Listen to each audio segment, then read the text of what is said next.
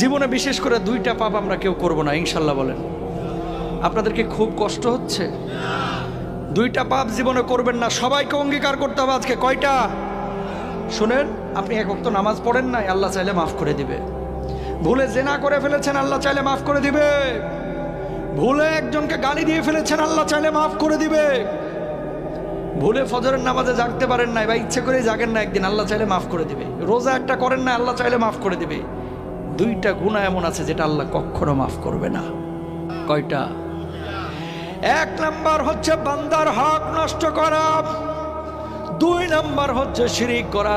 প্রিয় ভাইরা আমার, কলিজার টুকরারা আমার, খবরদার ভাইয়ের সম্পদ হয়ে ভাইয়ের সম্পদ নষ্ট করেন না, ভাই হয়ে ভাইয়ের সম্পদ নষ্ট করেন না, ভাই হয়ে বোনের সম্পদ মেরে দিয়েন না, আরেকজনের হক নষ্ট করে আরেকজনের জমি দখল করেন না। আল্লাহর কসম করে বলে কিয়ামতের ময়দানে আপনি মাপ পাবেন না। বিশ্বনবী বসে আছেন এইভাবে, আল্লাহর নবীর কাছে একজন সাহাবীর লাশ আনা হলো। নবীজিকে বলা হলো, নবীজি তার জানাজার নামাজটা পড়ায় দেন। আল্লাহর নবী বললেন, দাদা না, তার জানাজার নামাজ আমি পড়াবো না। সাহাবীরা বললেন, নবীজি কেন তার জানাজার নামাজ আপনি পড়াবেন না? রাহমাতুল লিল আলামিন বিশ্বনবী সাল্লাল্লাহু আলাইহি ওয়াসাল্লাম বললেন, ওই ব্যক্তি ছিল ঋণগ্রস্ত, ঋণ পরিশোধ করে নাই, এই কারণে আমি নবী তার জানাজার নামাজ পড়াবো না। বলুন